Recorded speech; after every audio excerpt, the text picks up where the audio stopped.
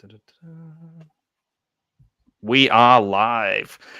Okay, so Pugwall 316 Horror Plus YouTube channel. I am here with Hallow Ian, the one, the only Hallow Ian. Hallow Ian, thank you so much for giving me the time, giving us the time to speak to you today. Thank you. Thank you so much, Matt. It's my pleasure. I've been dying to join you. So one of the things I don't know, I feel a bit scared now after that. I think for our viewers, for people who are watching, I think it'd be great for them to see you in action, or certainly see a trailer of your show that's coming up, because I'm really excited about the sort of the talent TV show, the sort of all the things that are going to be in it. So rather than me talk about it, I'm just going to show everybody the trailer, if that's okay with you, Hallow Ian. That is fantastic. Let's take a look at it. Awesome. Okay. There we go. And here we go.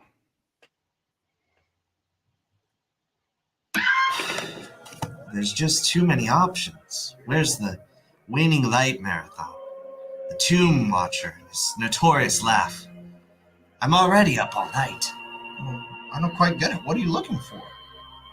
Looking for something fresh, Sam. Something scary.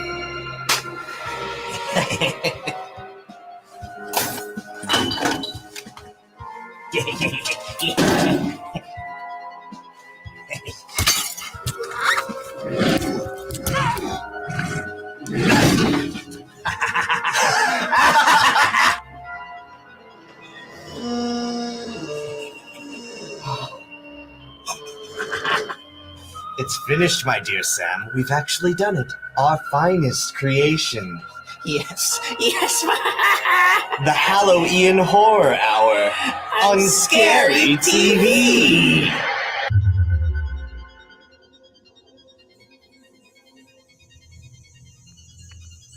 Wow. Yes. Oh, the Hallow Ian Horror Hour. That's going to be that's one for me to get my teeth around. Oh wow. So what? Tell me, what am I to expect of the of this new show? The Hallow Ian Horror Hour is a variety show that's brought to you by myself, Hallow Ian, and my co-host Sam Myers. And we hang out in a graveyard, and there are other ghosts and other ghouls that hang out in that graveyard with us, including a magic mirror, a scary ghost, and an exorcist that's trying to chase us out of there. In between our antics on the show, we have 12 horror shorts that are all made in the Pacific Northwest area. So that's from Vancouver, BC in Canada down to Portland and Oregon, with a lot of the stuff being made in the Seattle and Tacoma area in Washington State. We also have 5 or 6 music videos, including one that was done by Sam and myself, and a bunch of different sketches, fake commercials for stuff, and just things that tie it all together. It is in the vein of, Elvira meets Peewee Herman. So if you were into the Playhouse, or Elvira, or if you're stateside and are familiar with like Sammy Terry or Svengoolie, who are the local horror hosts that are still going strong to this day. We are right in that vein, but we are focused on original content rather than kind of the older stuff. So all of these horror shorts have done festival runs themselves, but are not your mainstream stuff. They are stuff that are created by independent filmmakers here locally, and we are super thrilled that we get to showcase all of that.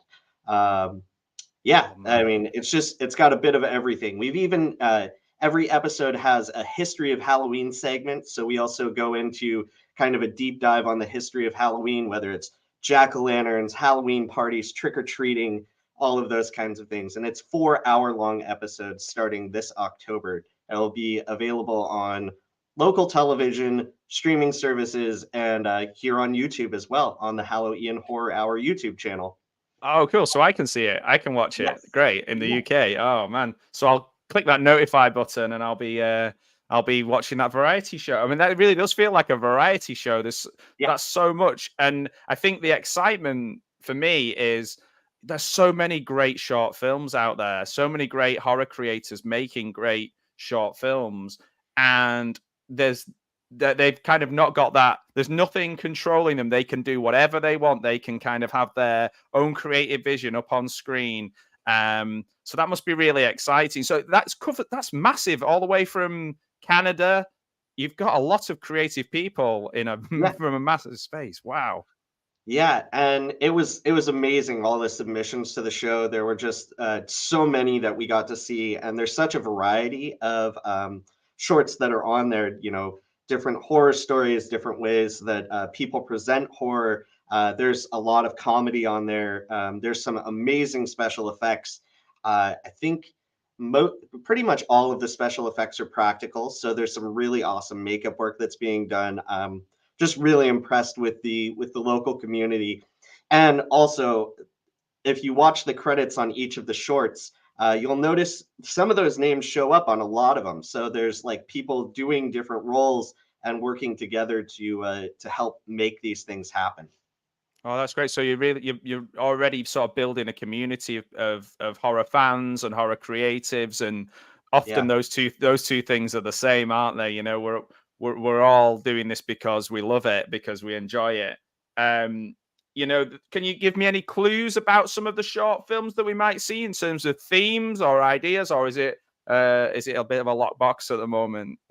There's quite a variety, but we kick off the first season with a bang with a very successful short film called Cookie Crumbles. That's about some Girl Scouts and selling cookies. So that's a common thing that happens here in the States. Is you'll have the Girl Scouts sitting outside of grocery stores.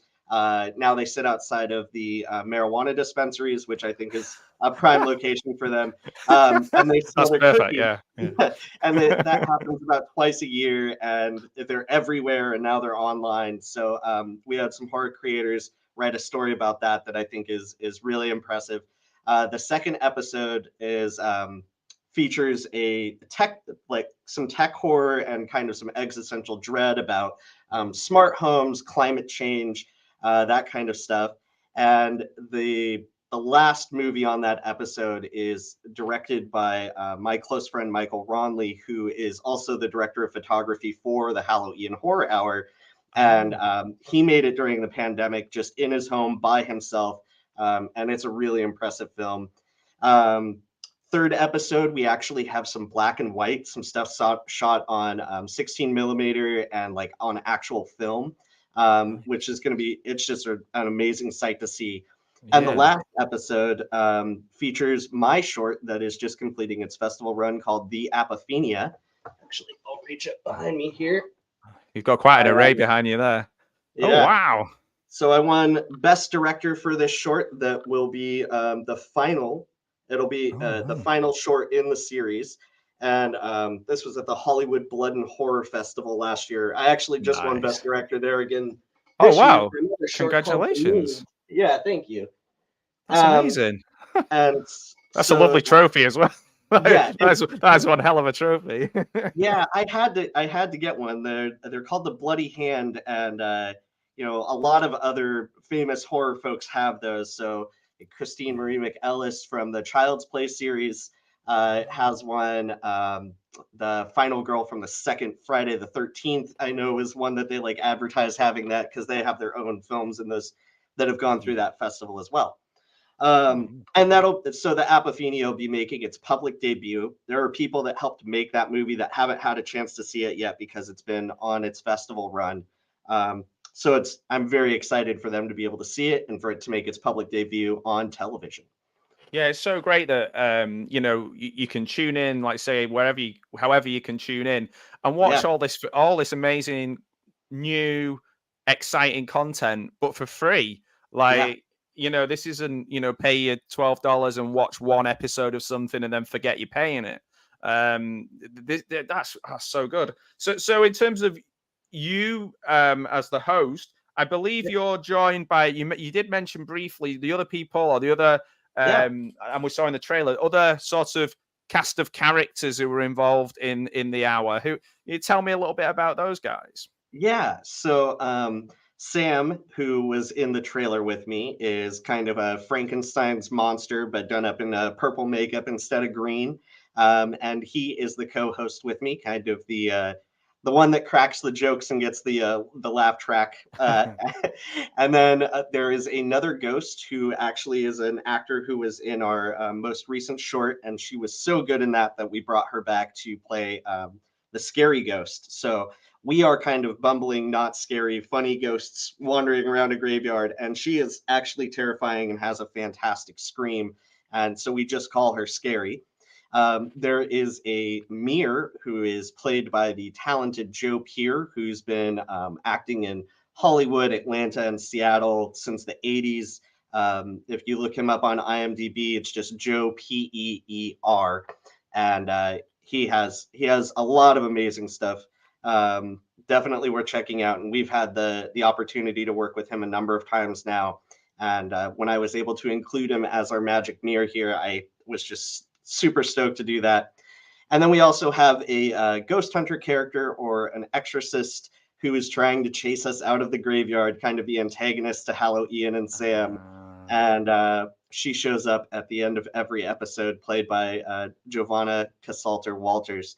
And she worked with us as a staff member or crew member on another short. And I was just having the conversation with her. She wanted to act, and she really stepped it up in this role, and was absolutely amazing. So, oh, that's so good. You've got to have that antagonist. You've got to have that yeah. sort of crazy, like I say, my Mystery Science. I just happen to be wearing a Mystery Science theater, so it's on my mind. But Yeah. like, you've got to have the Mads. You've got to have those guys to play off. You know, Yep. hopefully, with the best will in the world, you'll make her look a bit silly, I imagine. Oh, yeah. So, there's a competition running on your channel as well, on your YouTube channel. So I'd encourage people to go over and sign up and get on board. Just tell us a little bit about the competition. Oh, so we've got so many amazing supporters from local stuff. Like, we're giving away tickets to a local haunt here in the Seattle area. They've given us a bunch of free tickets to give away. And then we also have so UNICEF, the International Children's Fund, raises money for their organization through trick-or-treating every year. And in the past, they've given out boxes that trick-or-treaters could take door to door, and you would just put money in the box. Now they give out QR codes. So the QR code that is on the Hallow Ian Horror Hour social media stuff, I believe it's on our Facebook, at the Tapped House Facebook, which is the production company, is up there, and it'll be on our YouTube channel soon as well. And you can make a contribution to the International Children's Fund that way. And UNICEF is just a great organization. The fact that they have really been involved in the Halloween spirit, I think, is fantastic, and just a great partner for the show to have. But there are so many, and if you are local and you are interested in getting tickets to Fright House Station, which is a Lovecraft themed haunted house here that is very excellently done. I've been there a number of years, and this year they've really ramped up a lot of the production stuff, and I've just got to see a lot of the stuff being made, and I would say it's, really up there in quality with your Halloween Horror Nights and whatnot. But just happens to be here in the Seattle area. There is information on how to win tickets to that on the YouTube channel. Oh, well, that's a fantastic cause. And like you said, I mean, it makes perfect sense. I mean, kids love Halloween and trick or treating, and UNICEF. What a great cause. So actually, that's really exciting. It's an interesting history, because this is also in the history of trick or treating on the show. So this is a little tease for that. But after World War II, there were some kids in Pennsylvania that decided to go around, and trick-or-treating hadn't been formalized as a candy thing until the later 50s, early 60s. Actually, chocolate companies were they would produce candy more for like George Washington's birthday more than they would for Halloween at the time. So kids were going around asking for all sorts of stuff on Halloween night in the early days of trick-or-treating. And so these kids decided to raise money for orphans of World War II. And that's pretty much how UNICEF got involved in trick-or-treating, and they've been involved ever since. So about Right. over 70 years now, they've been raising money through the holiday. That's really interesting. I didn't even know that, to be honest. And, you know, working in education, we do lots of different things with different charities. And to be honest, it's one thing that a lot of the charities, particularly ones for children, don't really touch is kind of Halloween. And I wonder if it's just a little bit of, you know, kind of certainly in religious schools and things like that. Mhm. But that's really interesting, and I think really smart way of having fun and raising money at the same time. So that's really cool. I really like that. Yeah. So moving on a little bit, you did touch on the importance of music in the horror hour. So how have you collated that music? How have you found that music? Did you ask for submissions? Have people come knocking on your door? How's that work? 'Cause that's some of the music in the background of the trailer sounds really cool. Some of the things you've told me sound Yeah. awesome. So yeah, actually, the music that's in the trailer is done by our composer Aiden Weiss, and he has composed music for a number of projects for us now, and just has an amazing ear for it. He is a hip hop performer himself, and did the score for our movie The Need, which was very orchestral, and did all the composition for that. We also worked with there's a record label locally called Sony Phone that they've done some scoring on the show as well. So all of that music is very original, written for the show, written for the moments that it's building to. And Kyle Ledford over at Sony Phone also did some amazing stuff there. Oh, hi, Derek. So friend, I was just thinking because you'd mentioned about a lot of your creators being from Yeah. Canada, and I love Canada, by the way. I just have a real like if it was one of the few places in the world that I would just is on my list I'd love to go to where I haven't been. I'd love to go to Calgary for the Calgary Yeah. Stampede. I know that sounds Yeah. crazy, but I do. Oh man, thanks. Yeah, hi Derek.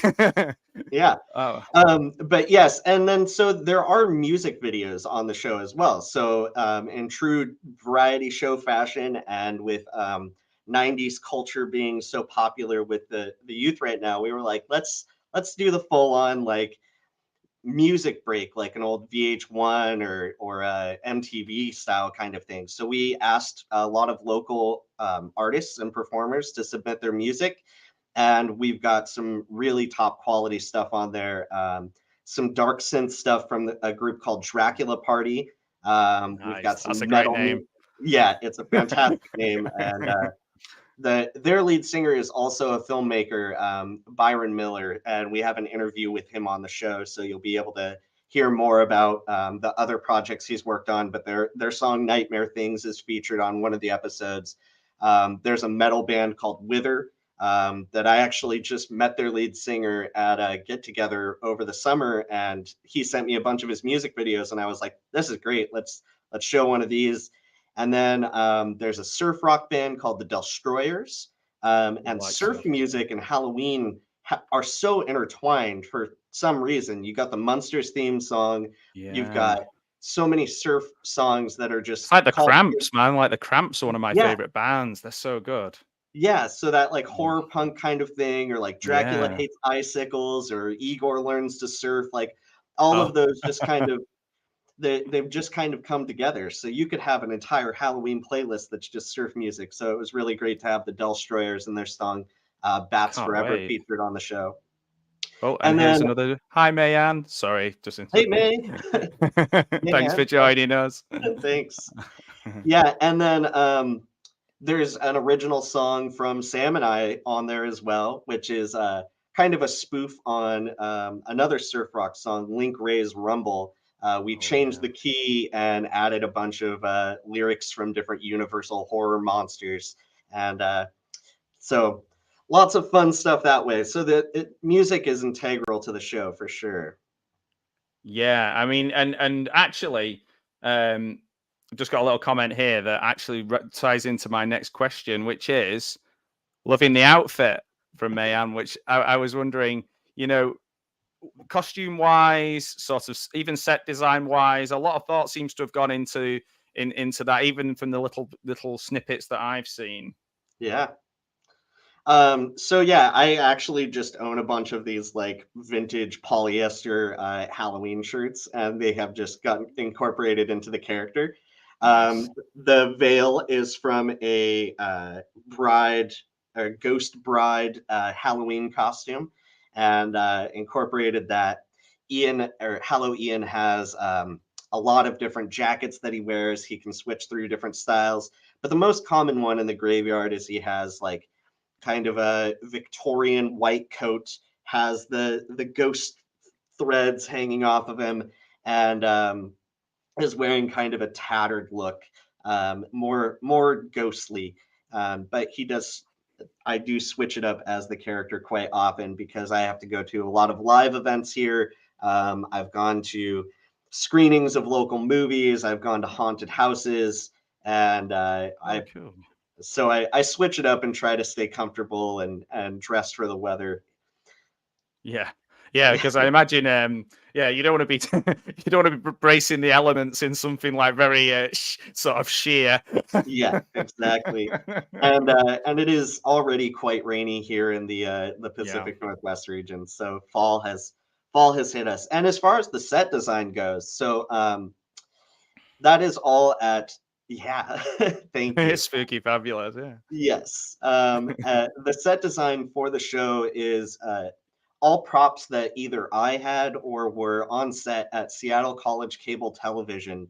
Right. So that's our studio that we're shooting in, and they had a lot of that stuff lying around. It's an old news studio that only gets used for a couple of things now, and one of them is this show. But they had the prop rock and the bench and the interviewing chairs, and Nice. the window behind us is set up so it can look like you're in a news studio. Oh, And cool. So the yeah, more dated it looks, the better it is in a way. If it looks kind of dusty and used, then that's even better. exactly. But we also did bring some props in there.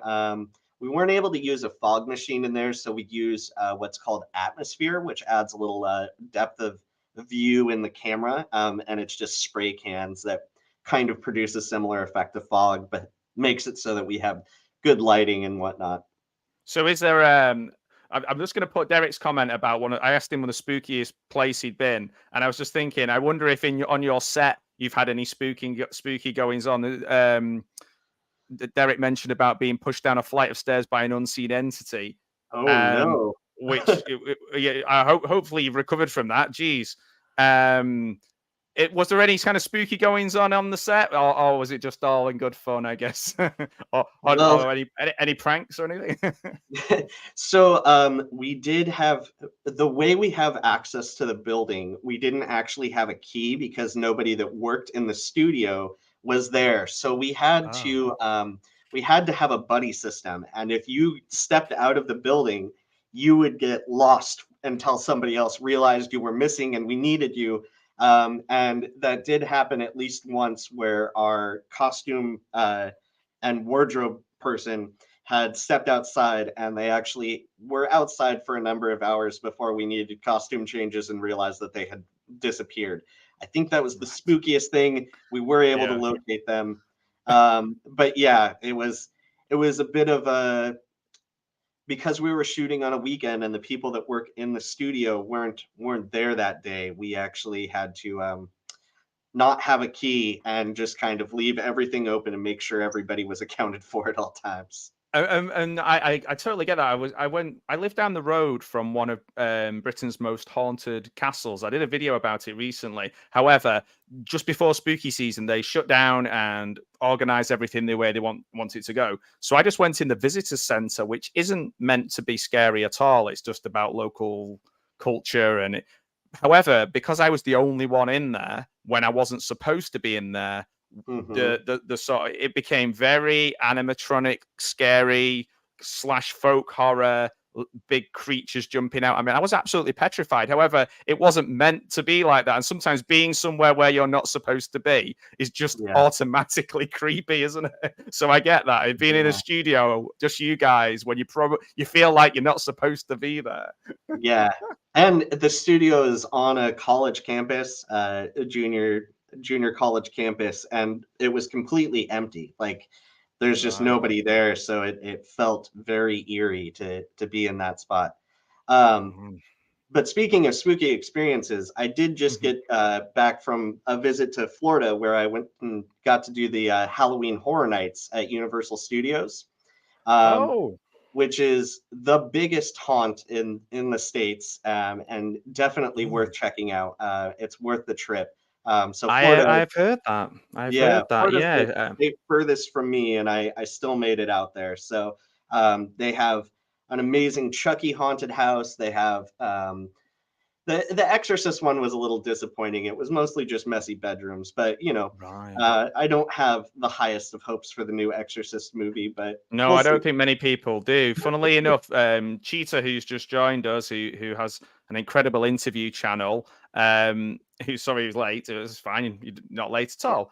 Yeah, Um, he's wonderful. He was mentioning we were talking about The Exorcist and kind of the hopes we had or didn't have for it. And funnily enough, one of my other absolute favorite good friend of mine, a YouTube horror host, Al Lacard, he went to the same thing as you. He was there and he did his top 10 ranking of the different yeah, places. So yeah, and again, I'm super jealous because we just don't have things like that here. We have Harry Potter Studios.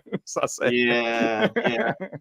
Well, that's I would be curious to see what Alucard's top one was. For me, it was the Blood Moon Sacrifice. I really, really enjoyed that one.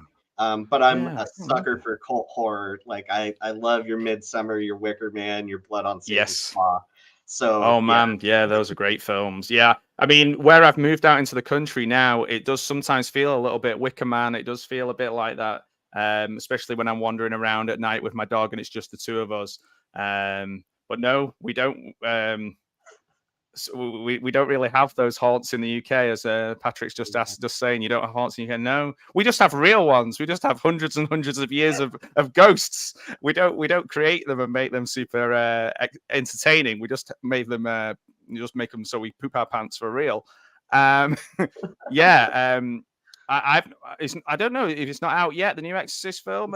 it comes out. It comes out next week. So Next week, October right? 6th, I believe, is the official release date, which means it'll be in theaters on the Thursday. I probably won't see it for. Yeah, the Chucky house was fun. Um, oh, oh, Al liked the Chucky house the least and the Exorcist a lot. Okay, Ah, man, well, yeah, good. personal preference. Yeah, well, Yeah, I don't want different. you two to have a fight over it, but No, no, I love it when folks have different opinions. That's yeah, great. me too, me too. But That's awesome. usually my favorites, and I've been to Halloween Horror Nights 3 times now. My favorites are usually the original ones, not the ones with intellectual property attached to them, because they Mm. usually have like the Blood Moon Sacrifice was. It's not a specific movie Yeah, or anything. It's just something they came up with. And then they also had like a circus theme for 3 of them. And there was like a blues kind of crossroads, sell your soul to the devil and become a rock star one that was really cool. My favorite one out of all the years I've been was just one that was like a haunted pumpkin patch. So there was just a bunch of jack-o'-lanterns come to life and then they pump the smells of like rotting pumpkins in there. And oh wow. yeah, Do you know what I think as well? I think that lends itself to the USA really well. I yeah. went around a haunted maze at a convention, and every time I bumped into a zombie, I'm like, "Oh, I'm sorry, oh, sorry about that. I do apologize." And me and my friend were just kind of walking around, just trying to not bump into things. We weren't allowing ourselves to get into it. And that's Yeah. Sorry, go ahead. Oh, I was just gonna say is I've actually been asked by staff to keep moving so that the line can go, but I want to stop and look at all the like production Yeah. value and check out people's makeup and costume. Yeah. It's like somebody's in a big cage and they're clawing to get at you. And I guess the worst thing you could do is just be like, "Hello," like Yeah, exactly.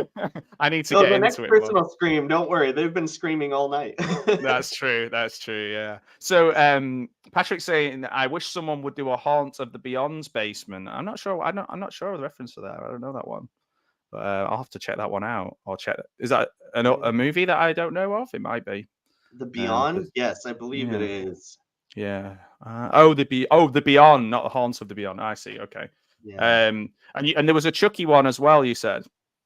Yeah. Yeah. Oh man. the Chucky one was really fun. It's kind of Chucky just finds out that they were doing a haunted house about him, and found out that they weren't actually killing people, so he goes and murders all the staff.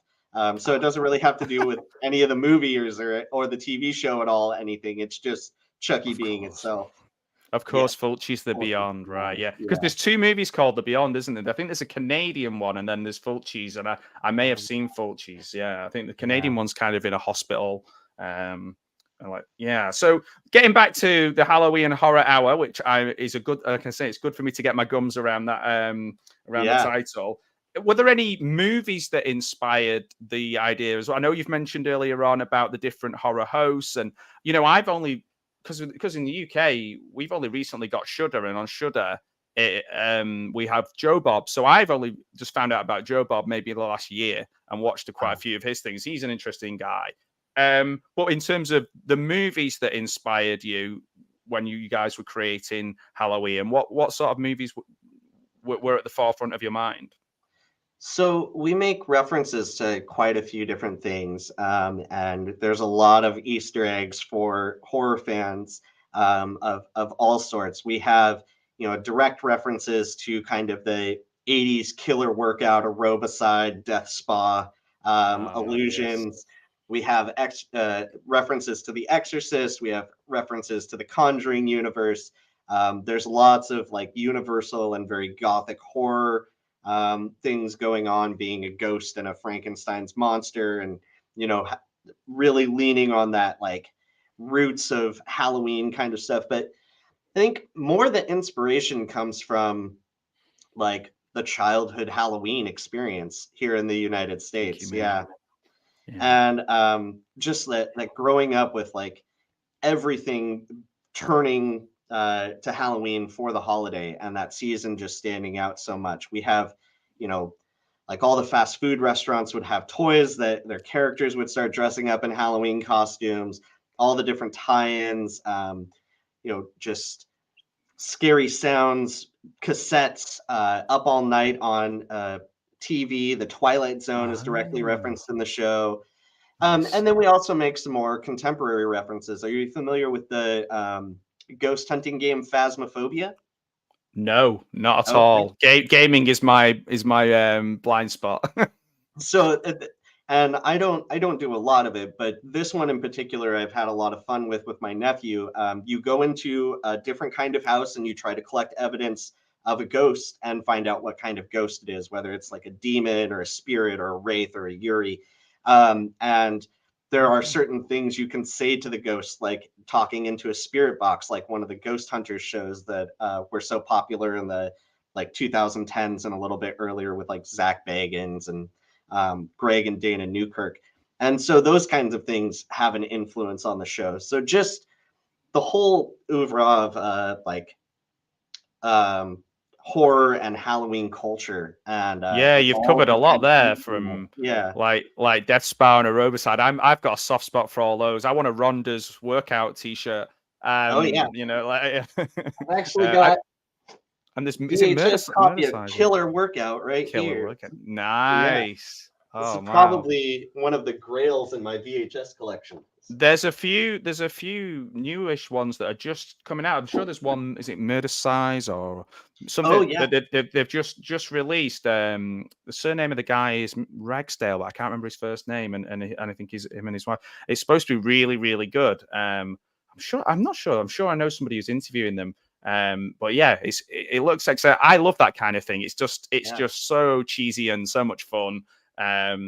And it's kind of been forgotten a little bit. So yeah, let's bring it back. Yeah, that's good. Let's bring it back. Oh, I've got another question for you here from Derek. Yeah. Related to Vlad the Impaler or Dracula things you're going to do. Or certainly references, maybe.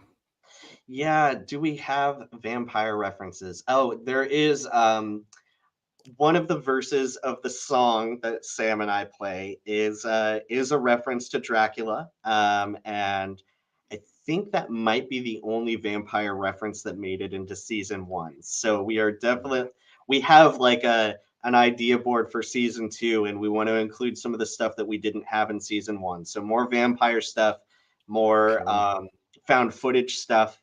Yes. that kind of thing. But we had 4-hour-long episodes, and we wanted to cover as many bases as possible.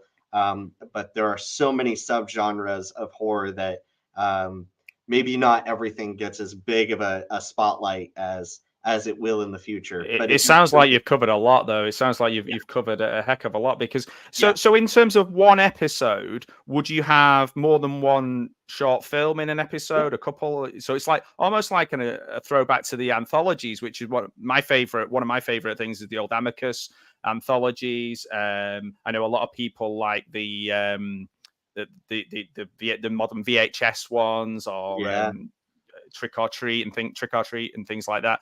For me, it's the 60s and 70s, and like, so was that in your mind as well about how you put those together in a story? You put those 4 different things, how you join them together? Well, so everybody was sending in their movies, so a lot of these were created at separate times with not an intention of interlocking them together, but I did try to find themes. So like our second episode is going to focus on technology and kind of like existential dread. So there's some climate change stuff. There's some stuff with robots. There's some stuff with some artificial intelligence. And like the third episode, we kind of have, more of your psychological horror. And the first one is like really focused on like the big blood and guts gore kind of stuff. But they're all very loose themes. So every episode has like 3 or 4 short films on it. And we just tried to, loosely connect those, and then also have like the music videos, the history of Halloween, and then we have, a review section. We have a creepypasta section. So there are a lot of things you'll get out of every single episode. So for those of us who are ancient and are trying to work these things out and have just come out of a crypt like me, explain creepypasta. I think I have an idea of it, but every time I think I have an understanding of it, people go, "No, you've not got it, Matt." So what is creepypasta? So I think it's, and I'm kind of ancient too, so I might be misrepresenting this, and the internet will tell me that I'm wrong. But that's what they're there for. my understanding of it is that it's kind of a catch-all term for creepy true stories that are told online, Okay. and so It sounds scary straight away. Yeah. That There's sounds weird. a podcast that's a friend of the show called The Darkest Hour. They do, like 4 hours worth of creepypastas that they put out like every month. And they have a small segment on our show where they just get to kind of read their best one. And it's just kind of an interlude between shorts.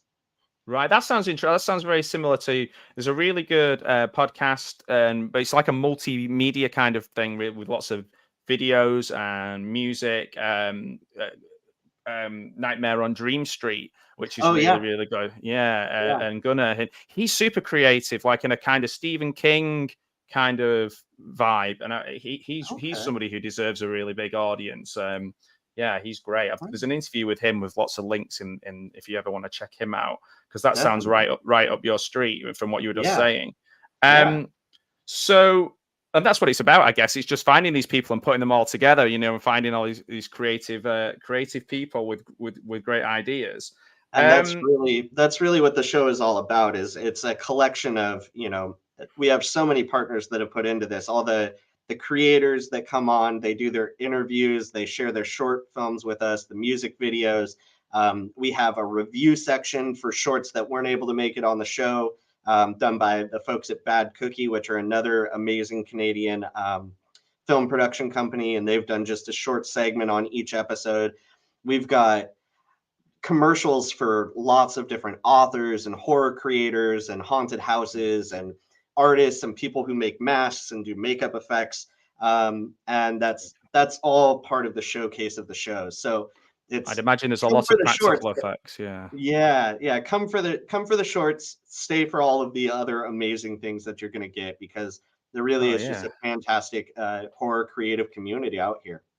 Now that sounds, yeah, I'm really excited about watching it because especially for people who have short attention spans, it's good if things keep changing and keep moving. And maybe that's why I was always into anthologies as a kid, because it was like only a certain amount of focusing. So I've got a couple of other comments and questions for you, but before we do that, shall we? Because I don't want to forget this. I want to show the other trailer, because it might lead to some other questions as well. So we watched trailer 1 last time, didn't we? We did. Okay, so let's watch trailer 2.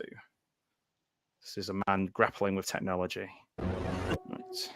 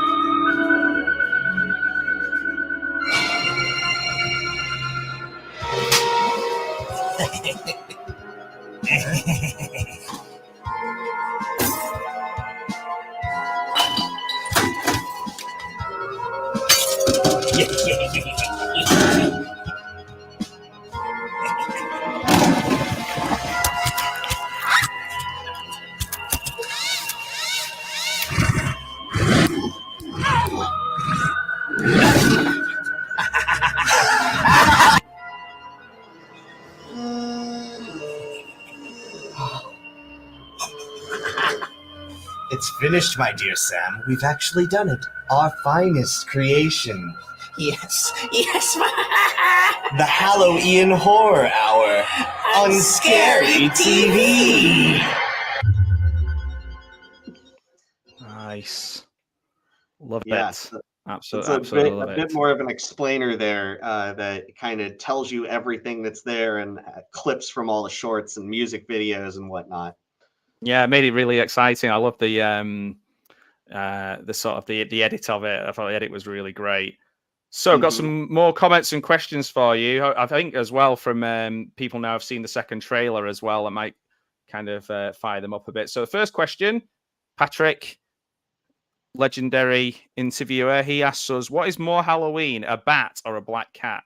Well, I'll have a different answer, I guarantee, for this. So I'll let you go on this one. Okay, so that depends on if you believe the origin story of why we associate bats with Halloween. So I'm going to get kind of deep in my legend of horror of Halloween history here.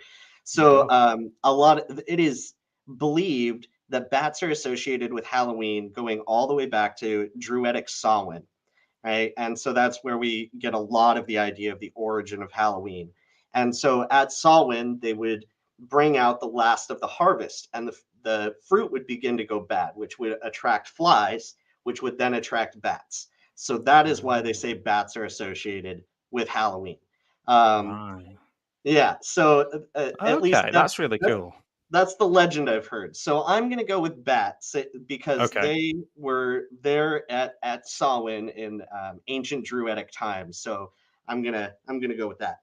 Well, I'm going to go with Mayan with black cat. My reason is not to do with any folklore, any history. Mine is that other than Patrick the cheetah, I am allergic to all cats. So for me, I get very ill and it's super spooky and my eyes swell up and it's awful, which is a shame because I love all animals, but yeah, they don't love me.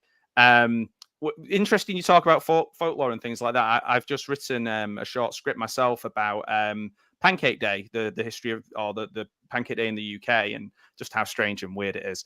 So I love all that kind of thing. So yeah, no, don't apologize for sharing things like that. I love it. So Mayan thinks a cat. We've got a few votes there. Going back to Derek's comment earlier on about vampire Dracula legend, Vlad the Impaler gave birth to the Dracula legend. Okay, so we're going really deep here. We're going super deep.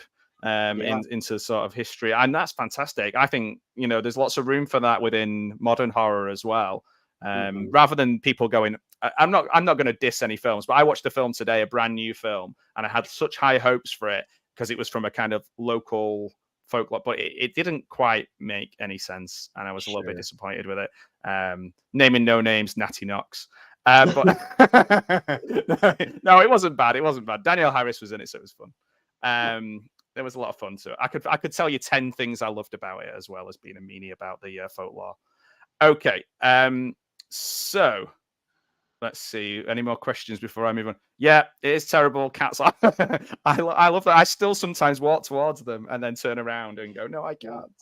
I do have 2 cats, and one of them makes an appearance on the show. So we have an infomercial that will probably lead to a future segment in future seasons, where it's kind of a 90s infomercial, like, oh no, how could I ever do this thing without this convenience, right?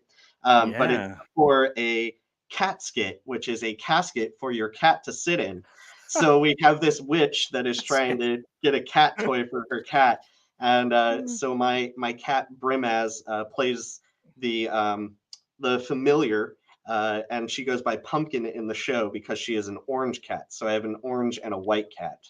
Well, Patrick the cheetah, his whole channel is, there's so many cat. You two are gonna have to collab and have a cat related premiere where only cats and cat lovers are invited.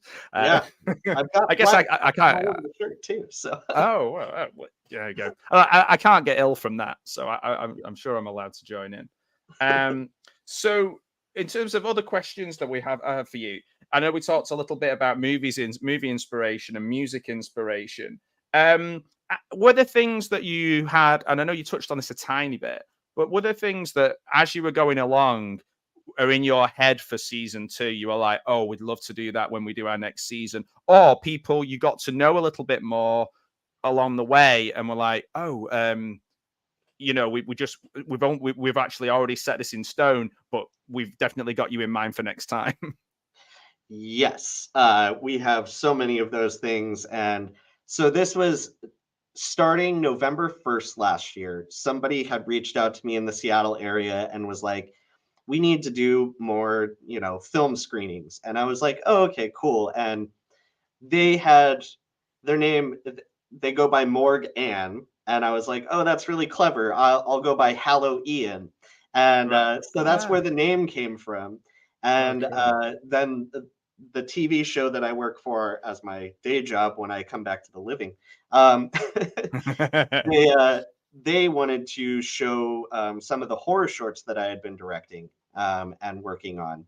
And I said, that's really great, but I know a lot of amazing creators here in the area.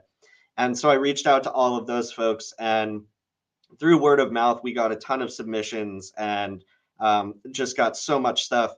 And then I just kept thinking of different things we could add to the show, and a lot of them made it onto it, and some of them are getting pushed off until the second season when we have a little bit more planning time, because we really started doing all of this after we finished filming our last short at the end of May. So it was like a 2-month process that we were actually working on everything, and then we edited through August and got it completed just a couple of weeks ago and submitted to all the streaming services and whatnot. So we did this all very quick this time.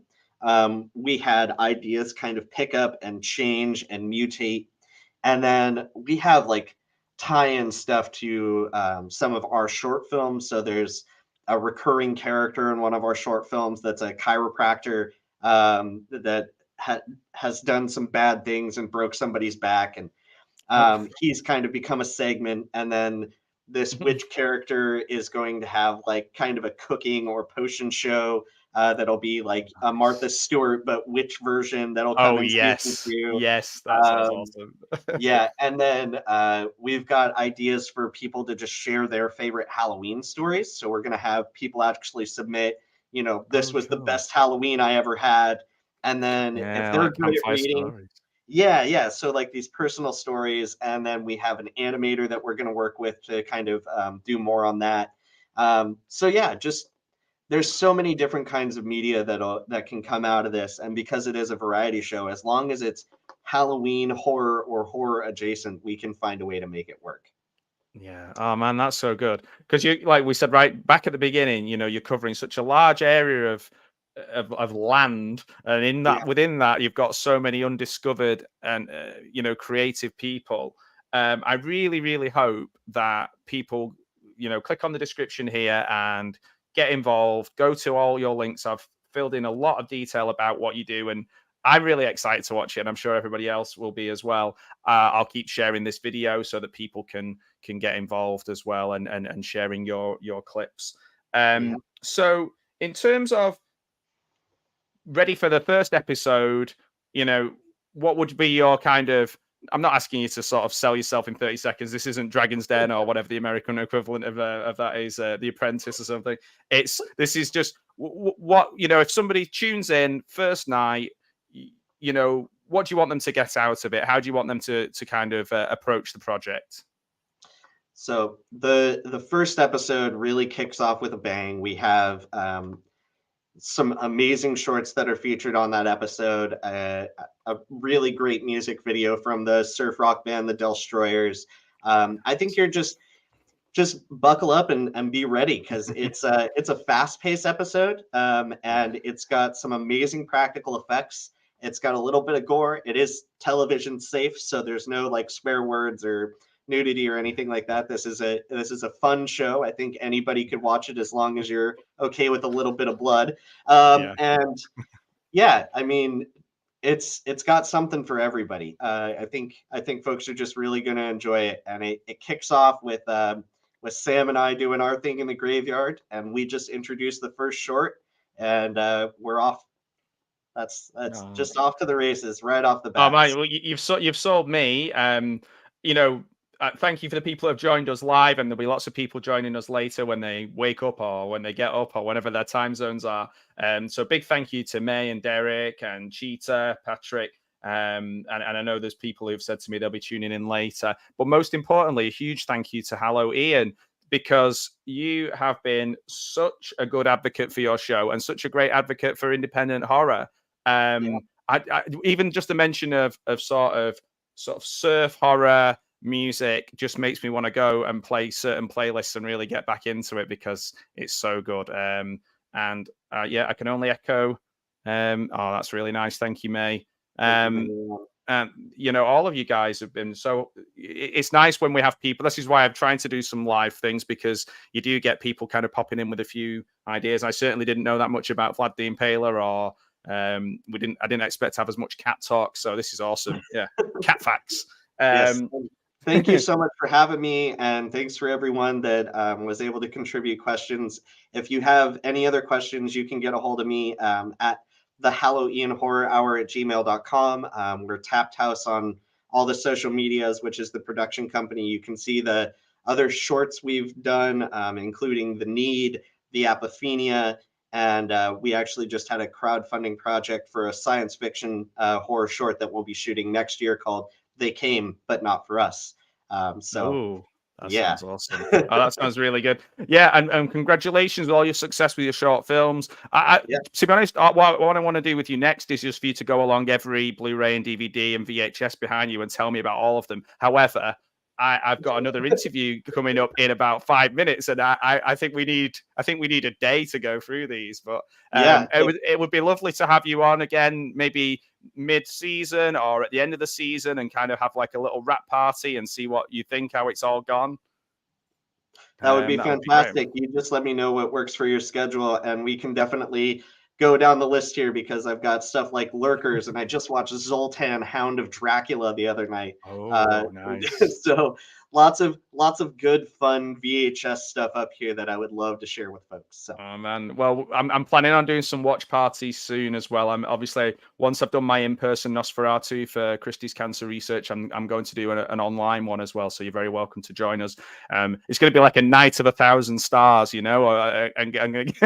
you can be one of those stars if you're very welcome to join us and watch a bit of Nosferatu with us.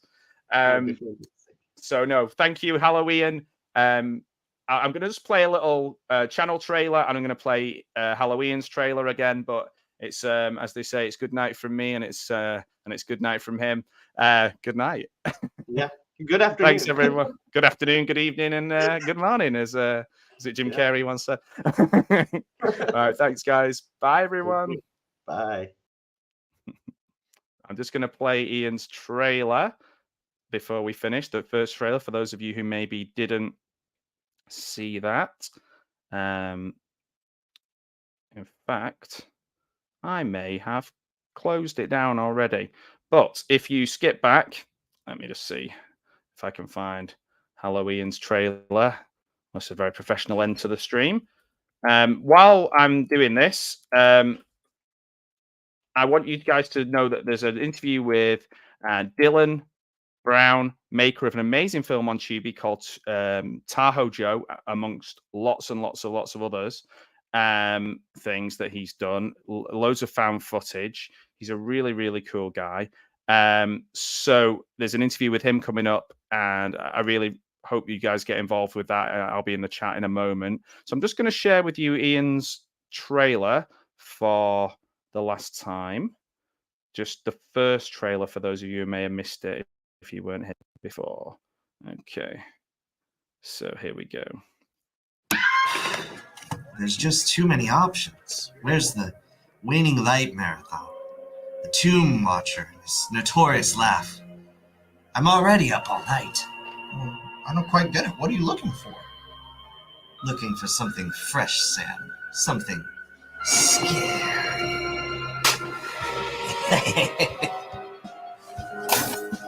Just look a barrel of laughs. It looks really good.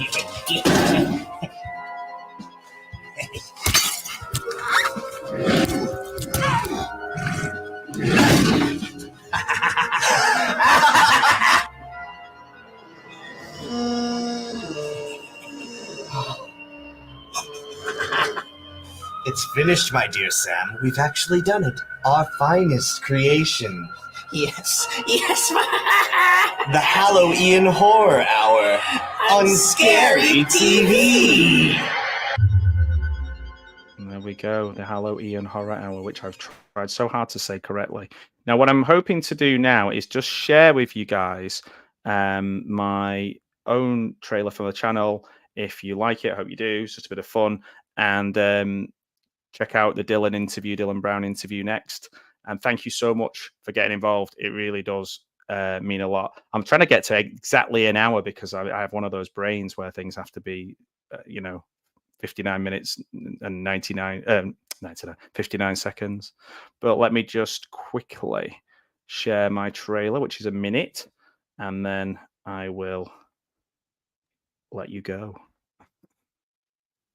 Here we go. Here we are. You might have already seen my trailer already, maybe. Who knows? Can even find it. I can't find it. It's gone. Oh, here we go. Welcome to the channel. Recordings just got back. And we've got an advert for StreamYard. How hilarious. I'm so using StreamYard, guys. That... My trailer now. Just to finish off. Alice Johnson from A Nightmare on Elm If you're a new Street 4, viewer. The Dream Master, and number 5, The Dream Child. And I just want to tell you about a YouTube channel called Pugwall 316.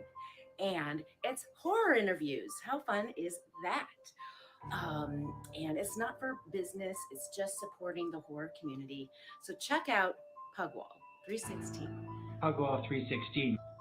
See if you can spot all of the famous people. Pugwall Some of 316. them are very British. You might not get that. Pugwall 316. Pugwall 316. Pugwall 316. Pugwall 316. Pugwall 316.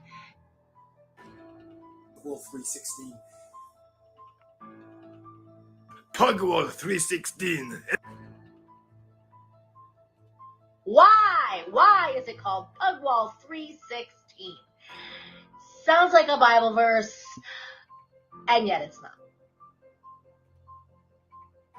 Pugwall 316. Now, I'm not sure what a Pugwall 316 is, but I'm sure you're good. You know, you're one major league hunk. Ciao. No, yeah, that was a bit silly, but I just thought I'd show that. Okay, guys, so have I stop that. Have I muted that? I don't think I have. So it was really great. Hopefully you all enjoyed the Dylan video. It's coming up straight away. And thanks again. Good night, everyone.